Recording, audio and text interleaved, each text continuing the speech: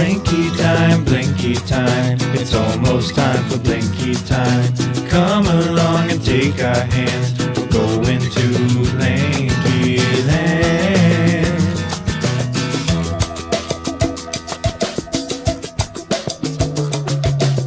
Snap, clap, Pop, pop, pop. skitty pop, boop.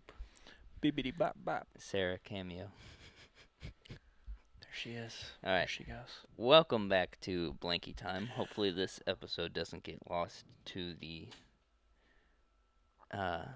digital frame. Stratosphere. The grid. The grid. Yeah. That's So, a good way of putting it, yeah. so hopefully this turns out all right. But welcome back to Blanky Time. It's been a while. It's actually not been any time for Yeah. you guys. For y'all. But we've For us, it's been, trying to hunt each other down to be able to we're both record this podcast. busy people, and it's been fun. It's been Busy bees. busy bees, but we're glad to be back together. I Yes. feel like this is a much needed episode. Is I've, it? I've missed the Blanky time. Oh, yeah, true. Because we missed last Thursday at recording because I was busy. But and then I Friday should be back. you this slept Thursday. very late. Yeah, I don't know. Okay, so That's we planned to record this Friday, bright and early. bright and early, and my alarm for some reason didn't go off, and so he just only texted me, It was like 5 in the morning. but he wasn't gonna- didn't like I knock wasn't gonna on my knock door. on your door. Why not? It's a way to get shot, bro. By who? You. No, dude. I would have known who it was. Maybe. I can't take those chances anymore. I got kids. It's But I sat there until it felt creepy, and then I was like, I should probably just leave. So yeah, it's all Oh. good though.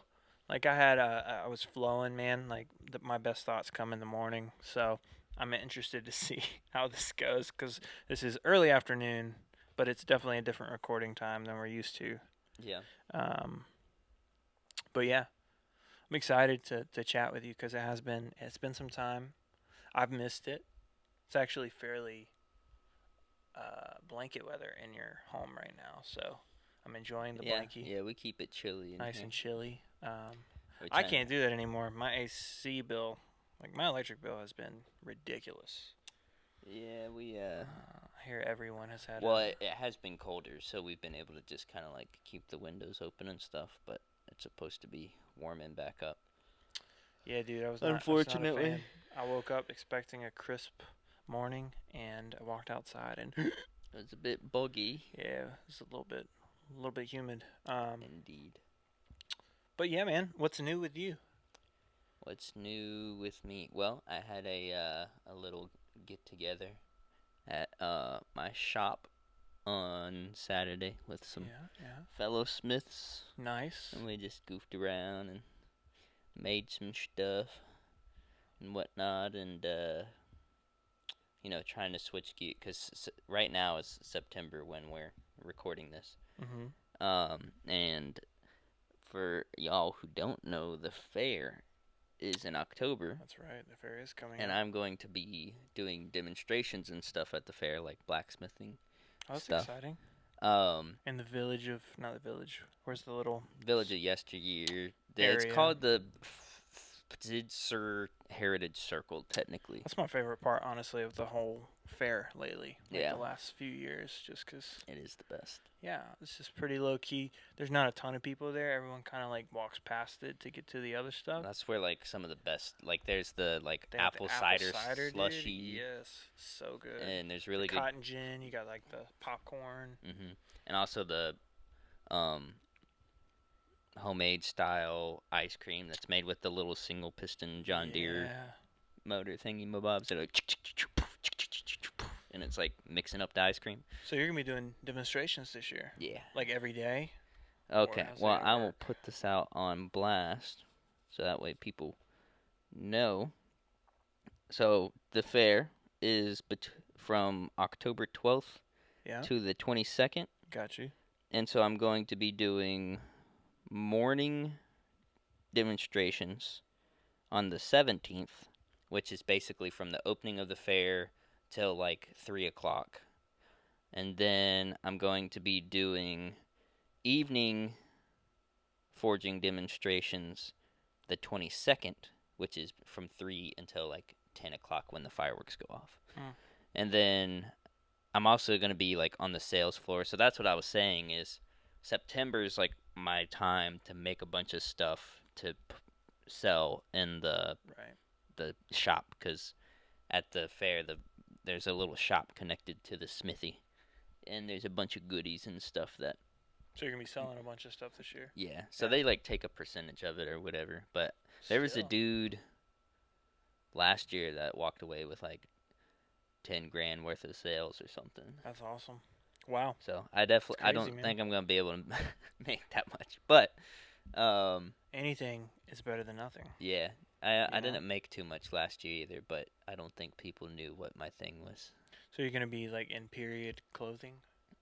No, I do have a buddy who's gonna do that though. He like bought a whole get up and stuff. All right. I wear like, as far as like traditional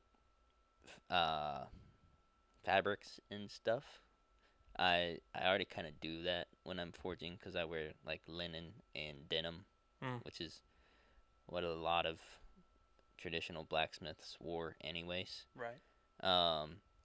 And before denim, it was just like heavy cotton canvas type pants and stuff, or wool. So yeah, dude, I'm excited. I'm gonna have to come see you. That's fun. Yes. So I don't do anything for the fair. I'm missing out. Come out the 17th in the morning time or the evening on the 22nd of October, and I will be there. All right. Hanging out. This year they're actually allowing us to use both sides of the forge, because like the main one in there's a coal forge and it's double-sided. But last year the president dude at the time only allowed us to use one at a time, because he thought it would be too distracting to have two demonstrations going on at once. But really, I think it's better, in my opinion, because there's dead time in between like your work, especially okay, if you're good at like playing to the crowd and kind of like talking about what you're doing and stuff and answering questions while you work, there is no dead time. But for a lot of people, they'll like heat up their stuff, they won't talk, they'll work on it a little bit, they won't talk, and then they'll finally show what they did and be like, I did this. Or like, I did this step here. And then they go back and they do the same thing, and there's a ton of dead space. Right, that makes sense. So are you gonna be the one that talks? Well, people through it? I typically am pretty decent at like walking through the whole thing. But with having both forges open, it'll allow more action, and hopefully people will stick around longer and stuff. It's exciting. Yep. Dude, I'm stoked. I'm gonna get my tickets for those days. All right. Come both times, because we're gonna take the kids this year, so it should be. You're gonna come twice with the kids? Maybe, maybe not. Now that I think about it and say it out loud, I don't know about that idea. We're gonna come at least once for the kids, and then if we go again, the in-laws or my parents can keep them. Yeah, if it was up to me, I wouldn't go to the fair anymore except for doing the demonstrations and stuff. Yeah, because that's my favorite part, anyways, of the entire fair. And the food. The rides I haven't done in years. The rides, they're not trying to die. They're sketchy, and if you put something up in half a day, the crowds that it draws is just like a bunch of street youths and street youths. The unfortunately the lowest, not lowest. How do I say that? It's just I get depressed at the fair because I see where humanity's at in its current state. Depraved. Yeah. So, yeah. The annoying thing is the stuff what the fair is actually for, like the competitions and stuff, like judging different food items or clothing or whatever. Because, alright, if you're the type of person that went to the fair only for food and rides, that's not really what the fair is for. That's like a part of it. Way after the fair. Yeah. The actual fair is where people from all over the state of North Kakalaki send in things they've made and they're judged, and so that's why there's the ribbons and whatnot, because you got the best canned okra, or you got the best cake, or you got the best cupcake. Right. And there's adult categories such as like in age. There's different age categories. Yeah. Yeah. And then so you can be like the best 12-year-old chocolate chip cookies or whatever. Yeah, I've had some friends do it before. They've got ribbons. I've never, my parents didn't love me, so I never got to do any of that stuff. Yeah, but, you would think by being homeschooled we would have known about it. Right. Like Like my I was mom- even in 4-H, and we didn't do anything. Like, Oh yeah, yeah. 4-H normally does like a bunch Well, of stuff. our 4-H group did, but I didn't Oh. personally because I didn't know what was going on. I wore a hat that said I eat glue, and that was basically my entire childhood. My what you call it? Oh yeah, my mom, she would tease us like, "Oh, we should do the fair sometime, blah blah blah."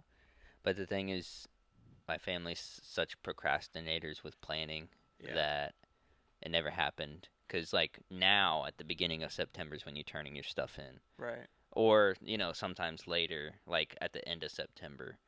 'Cause like my youngest brother-in-law, he just took his rooster. Yeah, To I get saw, judged or the whatever. rooster a couple days ago. Yeah. Yeah, and his pretty oldest bird. brother, the eldest brother-in-law that I have been, he, when I was in high school, won the blue ribbon for his rooster. Really? Yeah. Yeah. There's two. They have two that are fair birds this year, right? I don't know. Or I think that's what. There was two and it locked away in a special cage. Yeah, like Ben, the year he did his rooster, he like shampooed it and conditioned it and like, made them all purty Yeah, and It's a stuff. pretty bird. Yep. Cool, man. Well, It's exciting. speaking of the fair, Speaking of the fair. it has a very deep tie to the history of Americans specifically. Yeah. And you want to know something about history? What's that? There are dudes who were a part of American history that were pretty cool. And There's a that's what few- this there's a few of 'em. episode's about. There's a few of them. It's the Yes. worst segue of all time. There were a few dudettes too. We may name drop some dudettes. Nah. You don't think so? You don't have any females in your list of cool people? Not that I can list off the top That's of my terrible. head. That's terrible. Name a female. No misogyny here at all. Well, Yeah. the thing is, even if there was cool ones, their husbands normally typically got the credit, so we don't know about him What anyways. if they weren't married? All right. Oh, I know one. Sacagawea. You know, I have a take on that. She's- That's actually part of my That she actually didn't help them. at all. At Not all. even once. Literally, she came in at the end of the. Oh, well, that is true. Expedition. Yeah. It's true. She was like 8 months pregnant when by the time she met them. So like, she was laid up with the kid the whole time. You know. Yeah. And she was married to a French dude who was also her owner. It's pretty terrible history. Well, they're married. After he owned her, Well, all good things come around, that's terrible. Yeah. No, that was yeah. Well, okay. Back in the day, your wife was your property, anyways. That's how it worked. That's why. yeah. That's what the marriage certificate is basically a certificate of ownership. Is what it first started out as. Yeah, it's pretty terrible. Pretty terrible, guys. So- Do better. Do Epic better. male moment. Yeah. So that's what today's episode is about: history, Misogyny. misogyny, the history of the Americas. Yeah, I'm excited. I'm excited to hear some of your favorites from the history. We're just doing American history today. Yes, because there's a lot of Um, dudes and dudettes, if you want to count them. Terrible. In Just digging a hole, man. American history. Uh, This is a comedy podcast, okay? You got to take everything as a grain of salt. Most oh, of course. Nothing we say is legit at all. of Like, the yeah, So, yeah, but we're doing American history because we're American. America. And there's we- a lot of cool dudes. Because, like, Yeah. No, there's a lot. I mean, we could. especially two of the guys, well, actually all of mine, really. Right. But two of them were distinguished outdoorsmen of some kind. And I know we share one of the same. Most of mine are outdoorsmen. Well, at least the majority. And they had to be because of, a lot of these The Wild guys, the way West, man. they won the favor of the people is by like being amongst them, and you had to travel for days through the wilderness sometimes to get to them and Yeah. hang I did out a and I did a whatever. lot of reading, a lot of research. That it's been a while. I've been out of school a while, and so It's I been a needed while. I needed a refresher on some of my history. But I have to say I have some cool ones. I'm excited to chat about. Well, Hear your thoughts. let's get it. Let's get it. Who's your number one? Oh, you want me to go first? Yeah. All right. Well, 'Cause I I'm gonna typically start go off since first. you brought up Sacagawea, uh, Lewis and Clark, right? So this is a combo. This is a combo deal. Okay. Yeah, you've got Meriwether Lewis and James T. Clark. That's not his actual name. I can't remember his first name right now, but it was Lewis and Clark. It was probably James, honestly. Yeah. I can look it up. Actually, I had it written down. But anyway, Meriwether Lewis and his buddy Clark, who basically set out and explored the entire Louisiana Purchase. Yeah, right. After the purchase, their path led them to the west coast, to the Pacific Ocean. So up through Washington State, Oregon, and yeah, they this is the first time we had traveled across the western half of the country, and along with their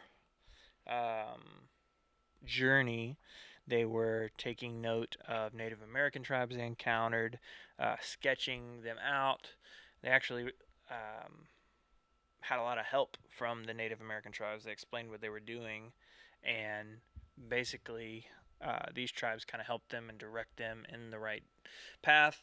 And yeah, plus I just really like the idea of exploring the unknown reaches, and at that point, Also, for y'all who don't know, the Louisiana Purchase is a lot bigger than freaking Louisiana. massive. Massive. You got Louisiana, Arkansas, Missouri, Iowa, a bit of Minnesota, South Dakota, North Dakota, Nebraska, Kansas, Oklahoma, a bit of Texas, a bit of New Mexico, a bit of Colorado, Wyoming, Montana. All of those together is mostly the Louisiana Purchase, Yeah. and these dudes trekked basically through the entirety of it. entirety of it, up until like Oregon, and Washington State. So I mean, it's pretty cool. Just the idea of exploring the unknown. They get to meet these tribes that had been there for several hundreds of years, without anyone knowing about them. I mean, a lot of them were friendly and helped. And then we always hear the story of Sacagawea as being like such a integral part of that, like translating and obviously, yeah, showing up with a pregnant Native American is probably a little helpful with tribes you don't know. But Did Lewis and Clark both speak French? I don't know. I don't know the answer. I think it was only one of them spoke French, because they would have like translating parties where Sacagawea was translating it to French, and then one of them was translating it from French to English, so that way it Maybe. all got like circulated. Yeah. Yeah. But she came into the picture like at the very tail end of the journey of the expedition, and she was almost due to give birth or whatever. So gave birth within a few weeks of meeting Lewis and Clark.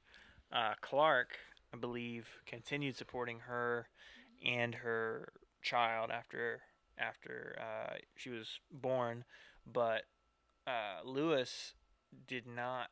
Basically, thought she was annoying, based on what I've read, and she was annoying. He didn't really care that much for her, but for several years after the expedition, Clark kind of maintained contact with her and her husband, and but yeah, I just the idea of like the whole pioneer movement where we just kind of trekked out west is super interesting to me because I mean that sounds like it would be super dope to explore, and also pretty terrifying. Like at the time, like we didn't have great relations with Native Americans in general, and you're talking about a majority of tribes that were I mean, several, like, I had the stats Friday morning when I was in your driveway creeping. But several Native American tribes that up to that point we didn't know, and so a lot of this trip the president was like, "Hey, document these tribes, their names, like sketch them out." And so a lot of the journals and documents have like a lot of info about that. And yeah, so it's super cool. So Lewis and Clark, I think we're pretty dope. I'd be down to. Sad thing is, we've explored most of the world at this point, with a few exceptions. We could go try to explore the Amazon. I'd be down, dude. That's No. the thing. Let's do it, man. Heck He's no. one of my picks has explored the Amazon, and you may know who I'm talking about. But anyway, who's your number one?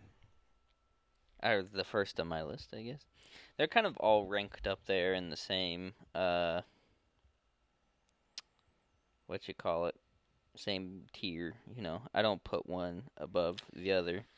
They're all really. humans. They're all terrible.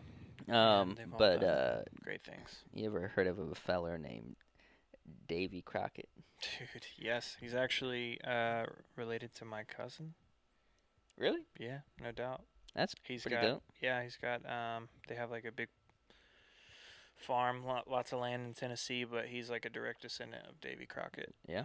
Well, he was a representative of Tennessee, which is pretty cool. And he was born in 1786, but he was just known for being a freaking awesome outdoorsman. Yeah.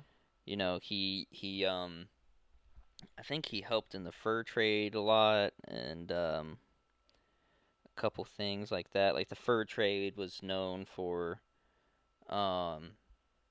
sort of being this kind of like contentious sort of thing, because the French were doing like sketchy stuff with the fur trade, and there was some running in with Native Americans, either the ones that were with the French or against the French, and so it was this whole big interesting conflict that he was a part of. But apparently, he was just born in this little cabin, known for being an excellent shot. And let's see.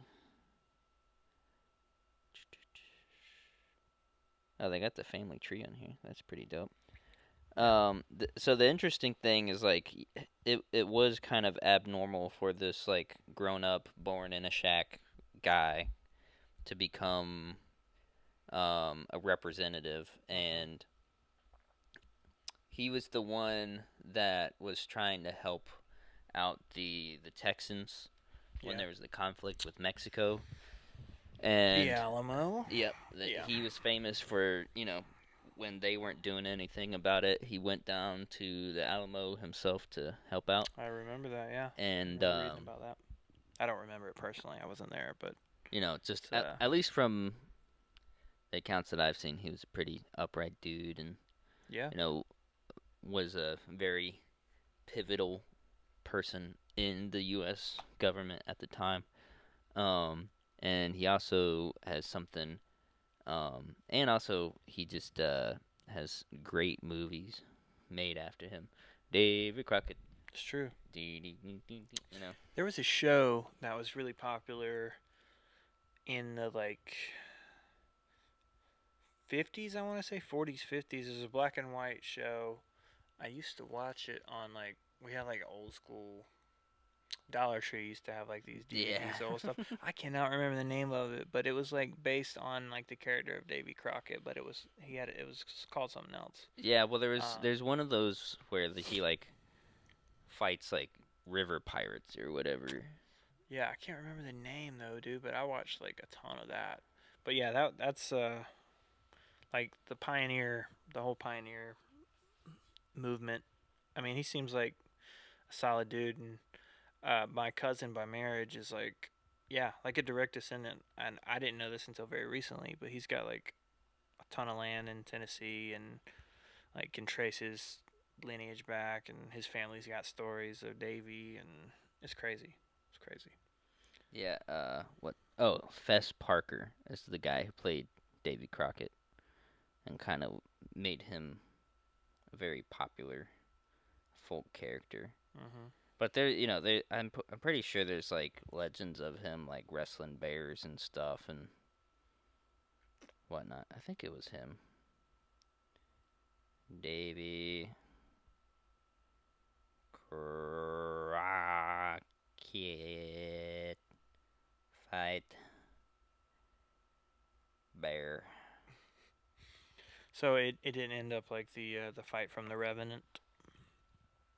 Did you ever see Oh that? no, he didn't fight the bear. The story was, well, some of the accounts said he fought the bear, but some other ones just said he like stared it down And it and just decided it to leave. tucked tail and left. Yeah. All right. It's interesting. So it wasn't like the Revenant No. where He gets shredded DiCaprio up. just got shredded, dude. Got his booty shredded to pieces. That movie's so stressful, dude. It really is, man. Like the entire movie, you're like. Because oh I was God. watching, so sidetrack to the Revenant. When I was watching it, I was like, "This scene is already happening." Yeah, And because then that you was have like a fairly whole early. I thought it was gonna happen like more at the climax of the movie, but it was just Didn't he win like an Oscar for that? Like, it was Probably like not. he's like his whole career hasn't won that award, and it took getting like just demolished by a bear. And I feel like he was nominated at least. He should have got it for That's, Django Unchained. Yeah, he was good. That was a good movie. He actually was really good in that movie. Yeah. Dang. All right, Davy Crockett. All right. My next one. I'm going to read Yes. a couple of things about this person, and I want to see if you can guess who it is. You down? If I can guess who the person is. Who this person is based on the things I'm going to tell you about them. All right. All right. Okay, so this person served as a militia officer during the Revolutionary War. During the Revolution. Was adopted into a tribe of Shawnees for several years as part of the tribe until this person resigned from the tribe. Was elected as into the Virginia General Assembly for 3 terms. Fought in the Battle of Blue Licks in 1782. Resettled in Missouri after spending the majority of his life in Kentucky. And is basically a legend in his own day and to this day.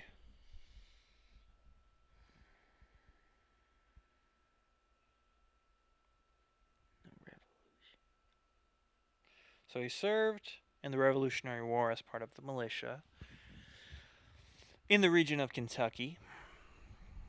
200,000+ people by the end of the 18th century had settled into this particular land, Kentucky, based on the trail that he set.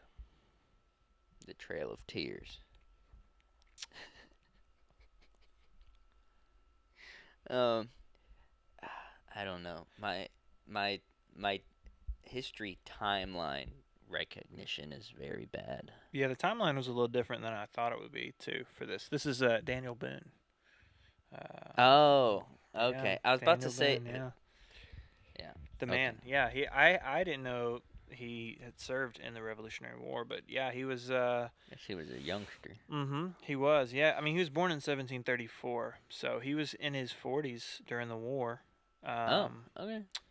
But yeah, so this guy, I mean, he's an American pioneer, a frontiersman, basically the typical, I mean, along with Davy Crockett, like the caricature of the American frontiersman, right? This outdoorsman, hunt, killed bears. I should have known that about him Yeah. being adopted into the tribe because that was a big thing. The reason he resigned from the tribe of Shawnees was because they tortured and killed one of his sons. So I would have resigned too. He's like, you know what? Yeah, I don't know if I can be a part of this anymore. It's but yeah, served in the Virginia General Assembly during the war, fought battles, but basically took the Cumberland Gap from the Native Americans who were occupying it. It was the Cumberland Gap. It was to a Johnson City, Tennessee. See, you sing all these songs that I don't know. Gotta get a move on. Rock me, mama. Oh, Like a wagon. yeah, not my favorite song. Not my favorite song. That one's a vibe, dude. Look, So good. Darius Rucker. Hootie and the pufferfish or whatever. Yeah. Darius Rucker. I'm a fan. He can sing, but I that wanna song, bury you. it's like every basic white girl, when that song comes on, just screaming at the top of their lungs, "Rock me, mama, like a wagon wheel." It's just very Talks annoying. about- It's North Kakalaki in it. yeah. There's other songs that mention North Kakalaki that are much better. Sitting on the back of my truck. Yeah. Anyways, Yes. Daniel Boone. Daniel Boone. So yeah, settled was a good Kentucky. By the end of the 18th century, 200,000 people had followed his trail through the Cumberland Gap, which used to be hunting ground for Native Americans. Till we took it. Till he took it. So he explored and basically was the first person to settle Kentucky, which was at the time outside of the continental U.S., the 13 original states. 50 nifty United States with 13 original colonies. Shout 'em, bout 'em, tell all about 'em, one by one with. And then I don't know all of them. Yeah, That's where I lost it at the song. Yeah, I It's know supposed a to help you remember them, but there's a few that just like always evade me. It's like Wyoming. Usually, I don't think of Wyoming. Wyoming's a pretty state. I feel like I'd like to live there. Yeah. I can't remember. Montana. Oh man. Oh, dude. Yeah, that's on the bucket list. Arkansas For sure. is pretty forgettable. I feel like. We could just chuck Arkansas into the Yeah. What's the point? Like you ocean can't. and- It's not even spelled right. Like. yeah, and all the city names and just names of everything in Arkansas are dumb. Like if you're from Arkansas. all the parks are like Big Rock Park, Crooked Creek Park, Long Grass Park. Yeah. Well, I mean. Stuff like that. Like the town, because I went on a road trip through Arkansas. Of course, we weren't there intentionally. We were trying to get out of it as fast as possible. Yeah. We stayed in a town called West Memphis because the town was in fact west of Memphis, Wow. Tennessee. Yeah. Yeah. Across the Mississippi. All of Arkansas is it not? Is that?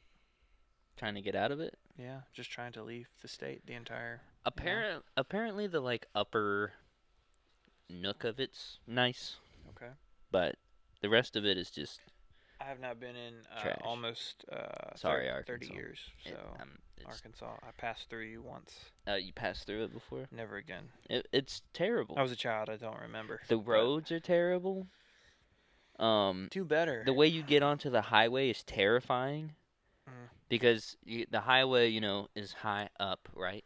Right. And you have these. Here we have nice long off ramps that people still don't know how to use.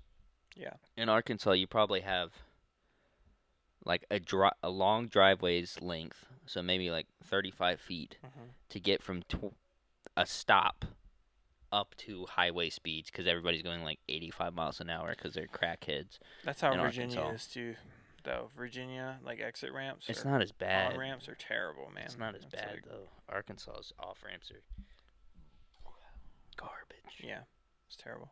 Yep. All right, man. Who's your next on the list? So related to the outdoorsman, like mine and yours is, we have a little feller named Jim Bowie, actually James Bowie, who is most well known for helping design the Bowie knife. Right. He was also revered as the best knife fighter in America. It's true. Apparently. It's true. But he was sort of just, an outdoorsman type dude or whatever. Developed a reputation for this knife thing. I forgot the knife maker's name specifically that he went to help design it. But like the Rambo knife is like a modified Bowie knife or whatever. But there was the sandbar duel, which is what made him the most popular, which was basically there was this corrupt sheriff in town, and Jim Bowie had some beef with him, and he was like, "Listen, Yeah. Jet, you need to cut it out." And they were like, "All right, let's duel," right? And there was actually the duel was sponsored by these two other guys that also had beef for some reason. So Right. basically, they didn't want to fight, but they were like, since y'all are dueling anyways, y'all are going to be like one fighting for yourselves because you have beef, but then also fighting for me because I have beef with this other guy. But I don't want to put my life on the line Yeah. for it. Right. So what happens is, it started out as a pistol duel, and they each both got 2 shots, and so they both shot at each other, and apparently didn't hit each other or whatever, and so then they decided to get close quarters with it, and so, um, Jim starts, stabbing, hacking at this dude, and then the sheriff guy whips out his sword cane and starts stabbing him. Oh, snap. And then, like, apparently the other guys that I was talking about that had beef, they just decided to get into it as well. So they're all 4 dudes are just going after it, right? Like sword fighting, basically. Well, Knife fighting. some of them eventually break out some more pistols. They get shot. Jim gets shot in the hip at one point, and he's on the ground. And the sheriff dude like cheap shots him and stabs him with the cane sword. Somehow Jim gets back up, finishes the job, kills the sheriff guy. I don't know what happens to the other dudes, but Jim was like shot, stabbed, sliced up, and he ended up running away and getting patched up by this doctor dude because he feared, like, even though it was mutual combat, people still might want to kill him in the town for killing the Right. sheriff. Yeah. Oh, I learned something interesting. Hmm. Do you know that the coroner is the one who's supposed to be called if the sheriff has to be arrested? Really? So nobody else can arrest the sheriff Except the coroner. except the coroner. Interesting. Why is that? Because they're also a locally elected position. Interesting. I did not know that. So, I know you have to go to school like 13 years to be a coroner. and typically the coroner, like, knows the people really well, right? Yeah. Like, everybody trusts the coroner Right. because he's just, one of the bros. But It's one of the bros. it's who- one of their yeah. jobs, like, if the sheriff's doing nefarious things, that the coroner, like, the deputies have to go to the coroner and get the coroner to arrest them. Interesting. Wow, I did not know that. So, yeah. So Jim Bowie is a badass. Is what you're saying? Yeah, dude, he freaking fought his way out of a That's, duel, gained his health back, I forgot what he did after that, but then he basically became, like, an American icon. They made it was him they made the TV show about, not Davy Crockett. It was a Jim Bowie show. Oh, really? Yeah, and I watched quite a bit of it. I'm gonna see if I can find it real quick, but So then, he, later then actually went to the Battle of the Alamo, and he was there as well. So you had Davy Crockett, Jim Bowie, dude, Daniel Boone was he there? no, that was he. That was before. Yeah, he was before the Yeah, Alamo. that's right, that's yeah, right, that's right.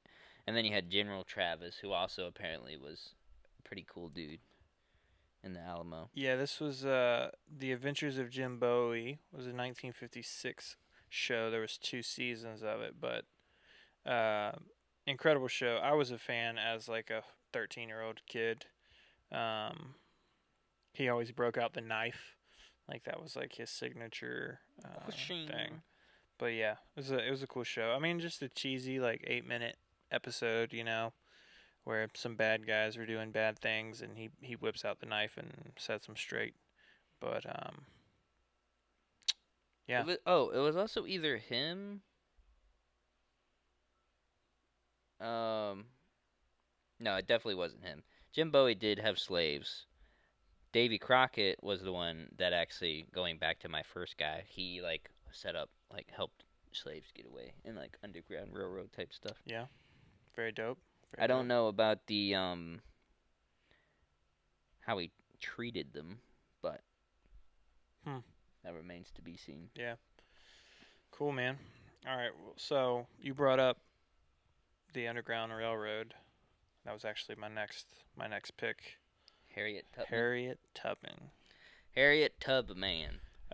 Who is not a man. was actually a female. What she was a female. She was a slave, and this woman single-handedly, probably not single-handedly, but she escaped slavery multiple times on multiple occasions. Got away. That had to suck. Because that happened all the time. Like, even people who got their papers back and were freed ended up getting Yeah, did you enslaved see again the sometimes. 12 Years a Slave movie? I would think so.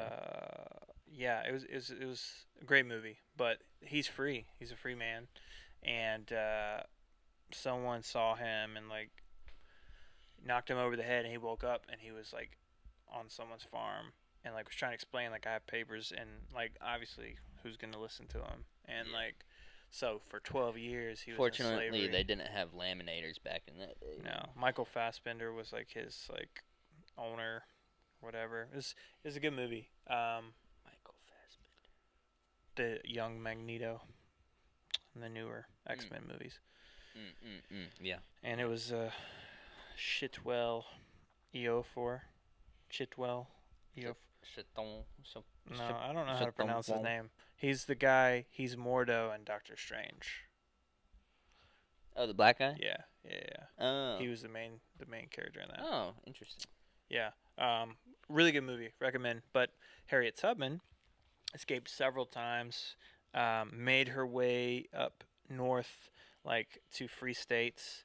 But then on her own volition, like went and helped other slaves, hundreds of slaves, escape using the Pretty Underground Railroad. And I just got to think, like, I mean, obviously, we like to think, like, if we were in that situation, we would do something different than our ancestors did. But it's just crazy to think about, like, someone that really didn't have opportunity, but had, like, the tenacity to not only, like, not just accept what she was given, but take it into her own hands, and then like have the selflessness to go back, put herself in these risky situations to because she believed like that people should be free, that no one should own someone else, and I mean just very dope. I mean, if she stories. escaped that much, she had to be good at getting people out. Right, exactly. Like she like. It's just crazy. The more I've read a lot about her. They had a movie that's fairly recently that come out. I think it's just called Harriet. But man, it was good. It was a good movie. Definitely worth a watch. But just kind of how she was able to get away, and they even like, I don't know. I think as far as like American history goes, there's obviously a lot of no-nos, a lot of things that Americans did that, looking back, we have a little bit more self-awareness. Hopefully, maybe not, but she seems like a solid lady and just like I mean a saint to. Let's hear it. During the American Civil War, She was a secret agent. or the war between the states. Yeah. She served as a armed scout and spy for the Union Army. She was. Yeah. She was a secret agent. Secret agent Tub. Secret. Yeah. Yeah. No. Yeah. That was something I forgot to mention. But yeah, she secret agent, worked for like the Union. With like. I mean, it's a very interesting woman and interesting story. Would have been cool to be back. I mean, at any point in history, I'd love to see like how things played out. But and she was escaping from like Philadelphia and Maryland, so it's not like it was like the deep South, like people want to make it out to be. Right, yeah. No, it was further north. Nicknamed Moses. She set her people free. So it's pretty epic. Yeah, pretty epic. Harriet Tubman. Go watch the movie though if you haven't seen it. It just kind of will open your eyes a little bit to like what she had to go through and. She helped John Brown plan and recruit for the Harper's Ferry raid, which is pretty interesting. Because at Harper's Ferry, the only person who actually died was a black man. Really? Yeah, Hmm. it was pretty bad. Dang. It was, yeah, it went south fast. At Harper's Ferry. But Harper's Ferry is a cool place if Yeah. you want to go check it out. Who was the other? I'm trying to think. Oh man, oh man, oh man. I'm blanking right now. Here on Blanky Time, we blank. We blank a occasionally. lot on Blanky Time. It'll come to me. We can move on. Move on to your next person. Well, Which is probably my next person that's as probably well. next so, third person. So that's So, why, yeah. say it with me. One, two, 3. Teddy Teddy Roosevelt. Roosevelt. Ever heard of him? Yeah. Yeah. He's the original, just like, he's just a The dope original dope G. guy. The original G. He's the OG. We would be blessed to have a man like him as president again, I would think. Yeah.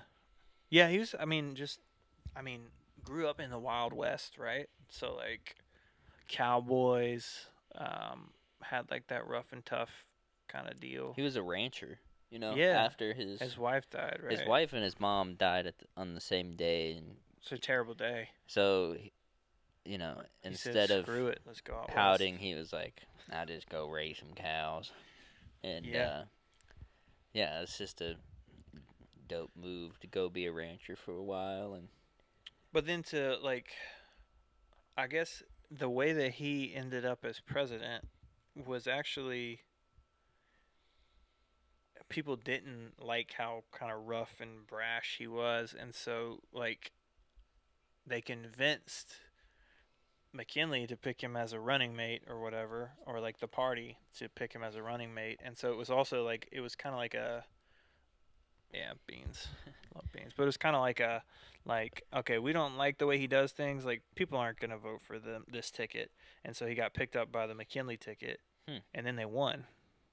And then McKinley dies. that's right. You know? Yeah.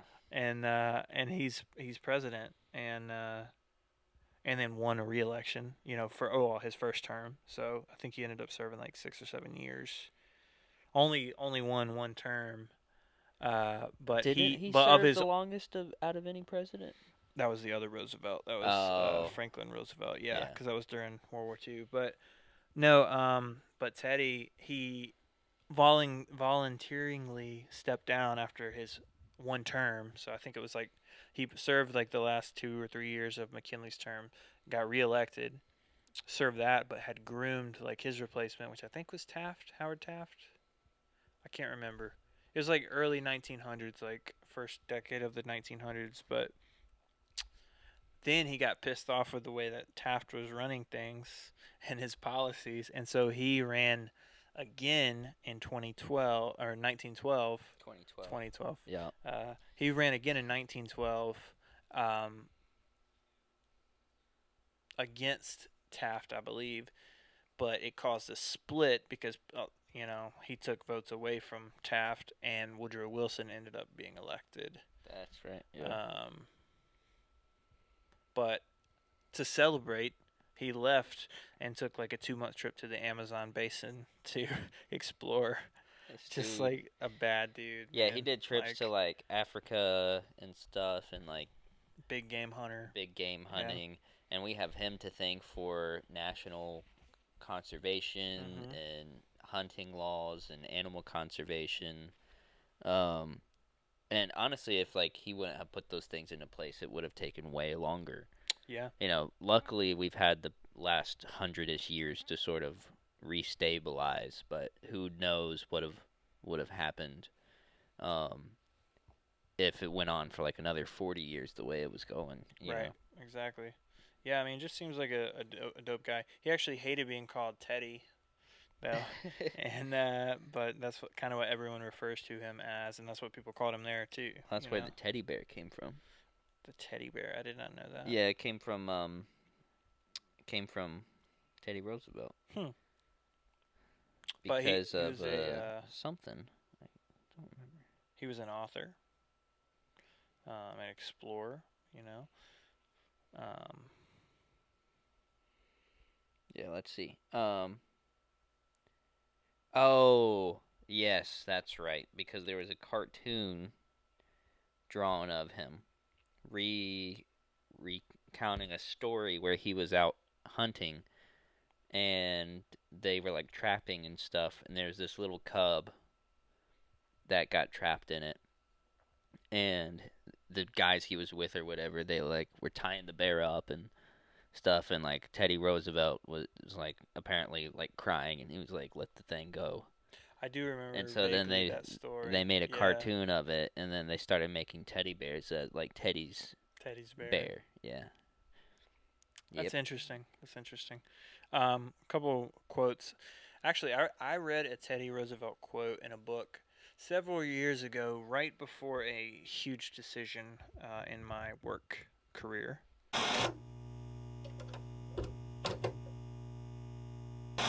Today's podcast is brought to you and powered by two amazing local companies in Raleigh. Tell me a little bit about one of them, Matt. Yeah, so Grateful Coffee Co. is a specialty coffee roaster in Raleigh. We source amazing coffees from all over the world, roast in small batches, deliver them directly to you, the consumer. Yes. So you always get the freshest coffee. We also partner with nonprofits in Guatemala, committed to doing good, investing in stories that actually matter. Your purchase can change the world. You can find out more online at grateful.coffee or on our socials at grateful.coffee. Wow. But today's episode is also brought to us by another amazing company. Stone, why don't you tell us about them? That company is Oaknut Workshop. Oaknuts, also known as acorns. I don't know where I'm going with that, but Oaknut Workshop is my craftsmanship company. I make cool stuff. This is literally the best way I can say it. I basically have a problem where I like to do everything. So whether you want custom furniture made, or custom leather goods made, or custom blacksmithed, all sorts of stuff, check out everything that I have made at Oaknut Workshop on all social medias and things, or on my website at oaknutworkshop.com. You can find my email there. Hit me up if you have anything you want custom made, and we'll design the best thing to suit your needs. Love it. Add out. Add out.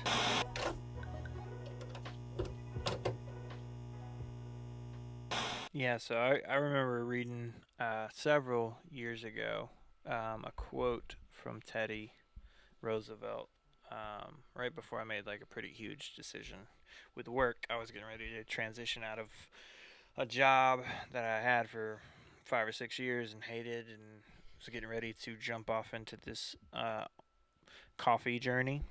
Didn't know if I was gonna make it or not, and but the quote, I can't remember it exactly. I was trying to find it, but basically the idea of like it's possible to drown in an ocean of possibilities. Yeah.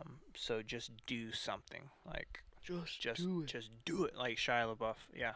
Just do it. It's basically that. And so like I read that and I was like, oh. So I went home and quit my job like the next day. We were on vacation, but yeah. So anyway, there's a quote. I just found a quote from him that's pretty dope.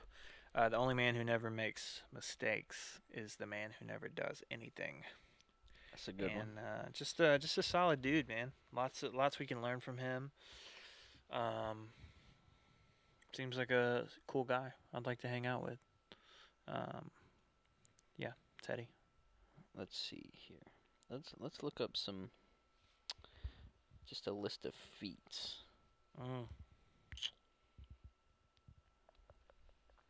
All right.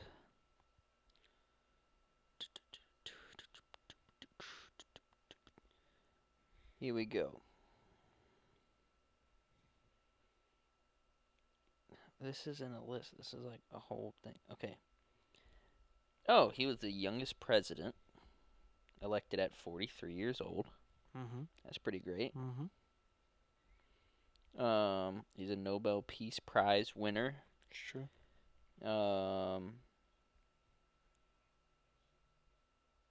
It was for his work negotiating peace for the Russo-Japanese War, which took place during 1904 to 1905. He passed the Meat Inspection Act and the Pure Food and Drug Act in 1906.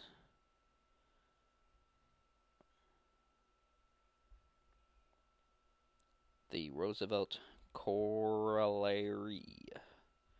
What was that?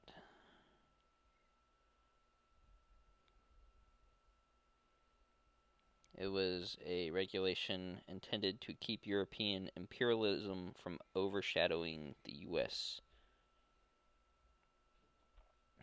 All right. Has received the Medal of Honor. His face is hacked into the side of Mount Rushmore. It's true.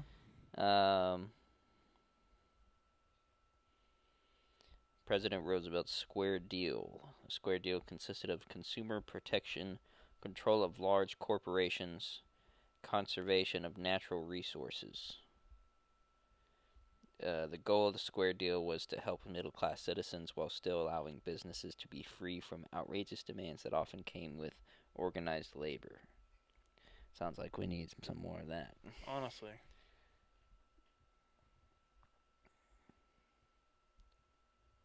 Roosevelt strongly that the government needed to intervene between large companies who were concerned with little more than obtaining wealth, defrauding the public to their benefit. Dang. Yeah, I mean. Oh, the Panama Canal. Oh, I forgot about that. Yeah, That was a big Yeah, accomplishment that was a huge of his. Yeah. The Panama Canal history alone is just insane because it was like, what was it? The freaking French first. I think so. The frogs were trying to carve a thing through there, and there's like they were fighting yellow fever with the mosquitoes and all I sorts of remember crazy reading junk. about it. It's pretty gnarly history. Yeah. It's Teddy Roosevelt, man. We need more people like you. Yeah. Well, this has been a fun little blast of history. It has, man. It has. There's a lot of cool people. See, most of ours revolve around exploring and pioneering. Yeah. And outdoorsiness. Manly men doing manly things. And Harriet Tubman, saving a generation of people from slavery. I guess that counts too. Yeah. Yeah. All right. Cool, man. It's been fun. We should do this again. We always do it again. It's true. Memento mori. Memento mori. until that catches up. Day. Shout out to Eve for creating a excellent thumbnail for last week's podcast. Yeah. Yeah, it was dope. It definitely fits the mood for sure. And he's also on a vendetta to eradicate all the AI art I have created. So he keeps making more of them, and he's like, "All right, can you replace it now?" Yeah, just replace it. Because he doesn't like the good art. AI art It's stuff. always fun looking at ourselves as cartoons. Yeah, It's, I'm like a little spiky hedgehog man. right. Yeah. Very, very beautiful hedgehog man. Like Crash the Bandicoot, except not as cool. Dude, I love Crash Bandicoot. Yeah, he's great. Arguably one of the best American history figures of all time. Honestly, on a regular basis, I recycle the games. I have the original trilogy. Yeah. It's very fun. You've played them all the way through? Yeah. Dang. Mm-hmm. I've always started to play them through, but never finished because I'm special. Yeah, I have the most playtime on the second one. Is that the Twin Sizzler one? No, I think that's Warped. Maybe that's the third one. Warped, whichever one is Warped. I played that one the most as a kid, and my parents played it. I mean, it was, it's pretty reoccurring one. But we went back. I think we started with 2 and then finished 3 and then went back and got 1. But now I've got the trilogy. You know there's a new one out. I haven't played it. And there's the Bash Brawl one or whatever. I haven't played that either. They have the racing one too.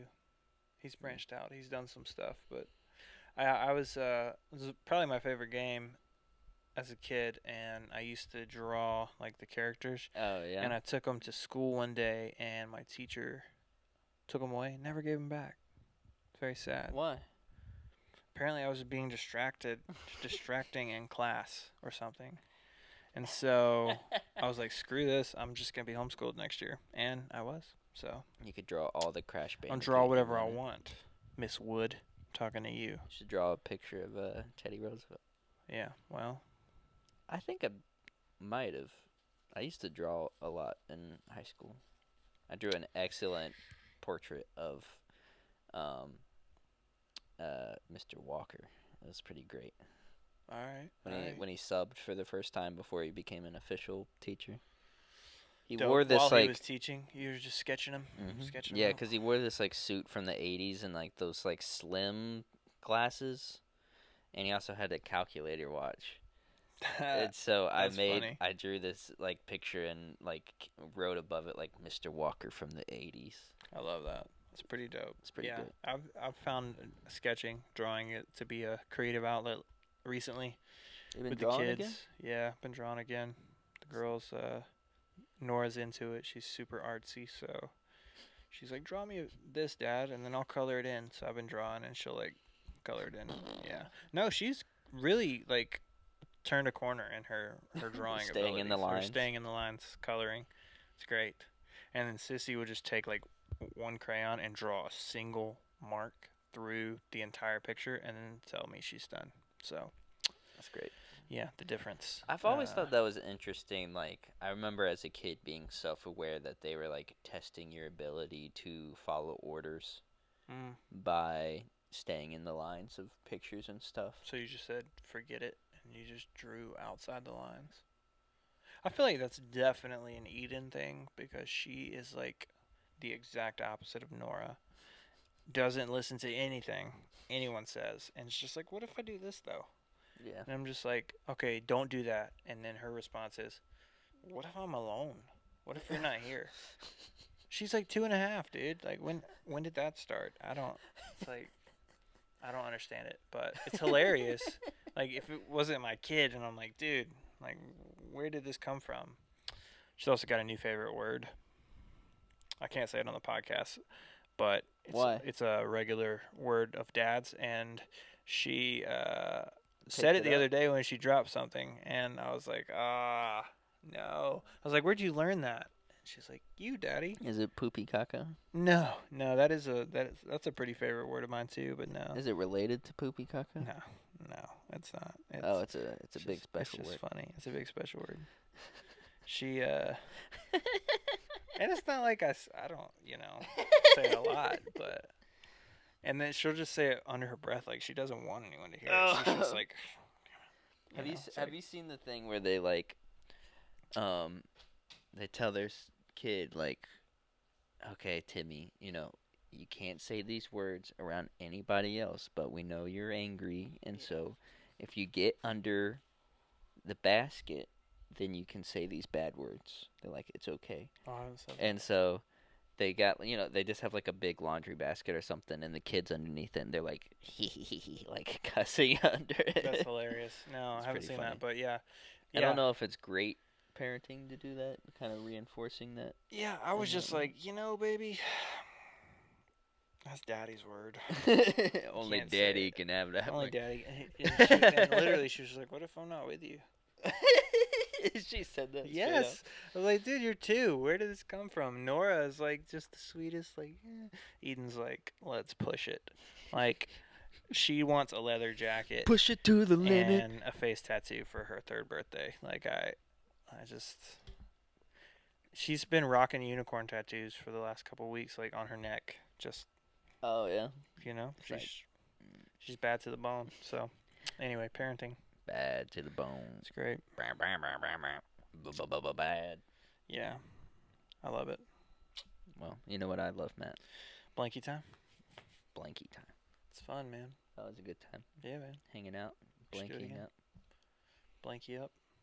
Get yourself some blanky time. Get a buddy. Grab Just a cup hang of out. coffee. Cup of coffee. Or what I have gotten into recently, yerba mate. Make yourself some yerba mate. Maybe make a yerba latte. I don't know if it's Ooh. possible, but We can do anything. We set Go our for it. minds to. because Are there like green tea lattes? Yeah. Oh yeah. Yeah, then you could You have can a make a yerba latte out of latte. anything. You could have a yerba latte. That'd I be had great. a mushroom latte earlier this week. You just That sounds disgusting. yeah. No, it's Did it actually taste like really shiitake? good. It did not. Was there it that was mud there water was stuff? shiitake in it. No. It had like 10 functional mushrooms in it. You can't really taste it. I mean, you put espresso in with it, and You're going to be the outbreak of Oh, the Last of Us probably. virus. I'm cool with it. Did Might you have, watch the like, Last of some- Us series? I did. Yeah, it was very well done. Yeah, Yeah, It's pretty great. it's terrifying to think about. But I mean, if a zombie apocalypse is gonna happen, that's the way it's gonna happen. You know, they Like- explain it very well. Mushies? Yeah, it's Yeah, it just makes like sense. cordyceps, right? Which is a legit thing. It just jumps to humans. I could see it. I'm here for it. Just don't want it to happen to me. I think it'll affect the geezers first. They'll be the first ones. I mean, yeah. Just like the lady in the series, that's just kind of like conked out, Yeah, bro, she's tweaking. it's crazy, and you can like see the change where she's just like, Yeah. it's terrifying. It's a good show though. Like season 2's on the way. Daddy Pascal, Yeah, man, he's crushing it right now. killing it. Bella Ramsey, post worship leader Bella Ramsey. She's Post worship leader? Yeah, dude. Well, I so- know there was the stuff she's like putting on YouTube. Yeah. She wasn't just part of the club. She was like the leader of the club for a while in her neck of the woods. But I feel like she's kind of moved past that stage of her life, which I get. It happens. But great actor though. Actress. Very believable. Actress. It's 2023. Man, that's And then 2023, you should be getting some Blanky. Blanky time. Blanky out. Blanky out.